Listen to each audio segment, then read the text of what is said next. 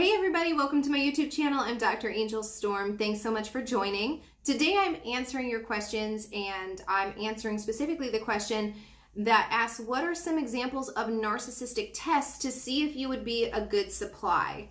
And I really like this question. This is a great question. There are actually things that the narcissist will do to confirm what they already suspect when they first come into contact with the supply. So narcissists, I've mentioned this before, are really good energy readers. They can tell a lot about a person without ever getting into a deep conversation about with them prior to meeting them. So they can tell things by your body language. They can tell things by the way that you're interacting with other people, by what you're wearing, by your overall mannerisms. And so it is important to note that the narcissist already has an idea about who you are prior to them approaching you, but there are some things that they do to confirm whether or not you would be a good supply for them. First of all, when they do start to get involved with you, to start speaking with you, one of the first things that they'll see is how you're reacting to them in the love bombing stage. If they're telling you about themselves and all of the things that they do, they're actually reacting to you. They're judging how you react to them and how far they can go with their stories, how far they can go with their expression of undying love for you. They are gauging their reaction or response to you based off of how you are reacting and responding to what they are talking about. And this is actually true for everything else. So once they start doing love bombing, they'll start mixing in some of the stuff that they do during the devaluation phase, like gaslighting or the silent treatment. And so they'll see how you respond when those things are happening. So when they're doing the silent treatment, how are you responding? Are you constantly contacting them? Are you calling them to find out what's going on? How do you respond to that? How do you respond to gaslighting when they tell you, like, oh no, you must be mistaken because I never said that, or I never did that. I said this, or I did this. How do you respond to that? That is part of how they are gauging how good of a supply or how stable of a supply you would be. If you are calling them out on these kinds of things, they're going to move on quicker because they recognize that their game isn't going to be readily acceptable there. I say that with a couple of exceptions. Number one, some narcissists are actually looking to improve who they are. So this is actually a challenge to them. They want to get better at their narcissistic game. And so they will pick somebody who is seeing through them, who is not buying their lies, who is not entertaining their mask, and they will still pursue that person because they want to get better at it. They want to see how far they can go, how far they can develop this facade that they've created. And number two, sometimes narcissists pick specific people because that person serves a function for them. So this is especially true if you have something that they really want, like social status, you have connections to a certain person or a place that they need for another area of their life, like business, or they need to advance their own social standing. It depends on what they are looking to get, but they'll pick a person who could be like the connecting point of point A where they are now to point B where they want to be, and they will pick that person, and they will try and try and try and try until they figure out what works on that person. You would have to be very strong and have your boundaries very clear if you were not to become prey during this initial love bombing phase. But this is one of the most important parts of when you start interacting with a narcissist. And I talk a lot about this in my videos. About 6 red flags when you first meet a narcissist is one of my videos where I talk about how to quickly identify that this person is actually going to cause problems for you, which you think is your soulmate because there's just so much stuff that you have in common. That's actually planned that way. That's actually a total facade. It's not real, and the narcissist knows what he is doing or she is doing, and they are planning the whole thing around you. They're literally catering to your desires, to your needs, to your insecurities, to even your past experiences. The narcissist knows how to do that. And so you have to be aware of that. This is definitely one of the first tests that the narcissist will give to see if you're going to be a good supply. Another thing that narcissists will do to see how you react and how good of a supply you would be is that they will try to project stuff onto you. So they'll say things to you like, are you a narcissist? Are you okay? Like, are you sure you're not actually depressed, crazy, bipolar like your mom or like your dad or whatever it is? They'll try to, and it'll be coming off in like a joking kind of manner, but they'll start planting these little seeds of doubt about yourself, about your own decision making as you go forward. The more you hang out with them, you're going to notice that those small jokes are coming up and becoming more and more frequent.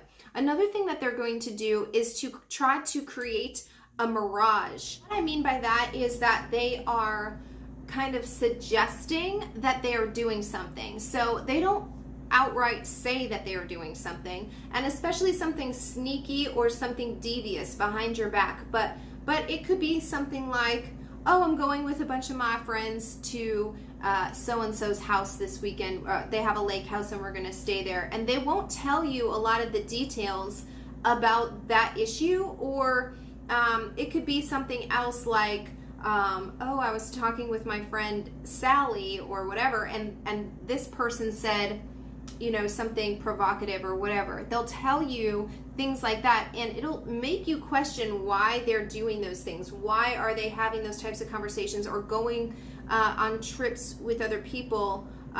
They'll try to start putting those seeds of doubt in your mind, and they'll gauge your reaction on that. So the more explosive or the more emotional your reaction to them, then the better, because they know that you would be easy to manipulate emotionally, that you are also easy to get like hooked on them easier, so that the trauma bond will set in faster and the gaslighting will take effect quicker, things like that. So there's all these little tests that the narcissists are constantly doing, and they're grooming you to get addicted to the narcissist and to the relationship. You will find yourself, this is how people end up giving so much of who they are to the narcissist without even recognizing what happened. Before they know it, like, all of their life is gone. The connections that they used to have are gone. They're completely isolated. You know, perhaps they're financially struggling or even bankrupt because of the narcissist. And the victim in this scenario, they're thinking that there's some sort of amount that's going to be like, once that amount is reached, then everything is going to level out. And there is no such level. There is no such a goal to be achieving. The narcissist goal is just to simply take all that you have. And that is exactly what often happens. So you give yourself completely emotionally. You've given up all of your time. You'll give up even all of your finances, all of your connections and relationships with other people, so that you can completely focus on the narcissist, and it's never good enough. And so by the time that you recognize that this is what's happening, it's already become a pattern of behavior for you. So you're already doing that stuff regularly, to where it's now a compulsive activity. And without even thinking about it, you're doing that behavior. You're doing those activities. And so this is why, especially in the beginning stages of new relationships, it's really important to take a look and recognize the things that you are doing and having strong boundaries for yourself, because the boundaries are going to not only keep out what you don't want, but it's going to keep in what you do want. And you do want to have your sense of self. You do want to have your connections that you have right now with your friends and your family. You want to maintain those things, and boundaries help make sure that all of those things stay in order. If you haven't seen my posts lately, there's an amazing app called Smart Date, and I encourage you all to go check it out. The link is in the description of this video, and it helps walk you through every phase of a relationship, whether you're single, you're in a relationship, a new relationship, a long-term relationship, you're married, whatever your situation is. There's so many relationship experts on there, and they help you to narrow down what your goals are, what you're trying to do, and set up healthy ways to get to your goals, no matter what they are. one of the things that everybody needs to know how to do is to not just identify a narcissist, but to have an idea of what you want in a relationship. Because if you go into a relationship of any type, a friendship, a romantic relationship, a work relationship, and there's no boundaries, there's no set clear guidelines on how things are going to go, on who's going to do what, whose responsibility is what your expectations are, what the other person's expectations are, then you're leaving those things open for the other person to just kind of fill in the blanks. And that's too often what happens with narcissists.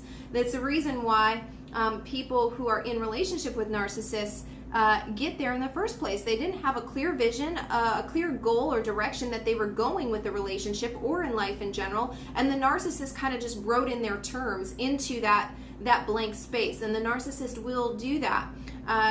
These games, these tests that I just explained in this video are the ways that they see how much of those blank spaces they have the ability to pencil in themselves, that they can just set their standards in those spaces. How firm are your boundaries? They're always going to be testing your boundaries, and to see how you respond when those boundaries are tested as well. So I hope this video helps you. I hope you understand that yes, there absolutely are tests that the narcissist will implement in order to decide whether or not you're going to be a good supply, whether or not you are the ideal target for ending up in whatever, for giving the narcissist whatever it is that they want out of the relationship, and whether or not they ultimately pick you as the victim or choose another target.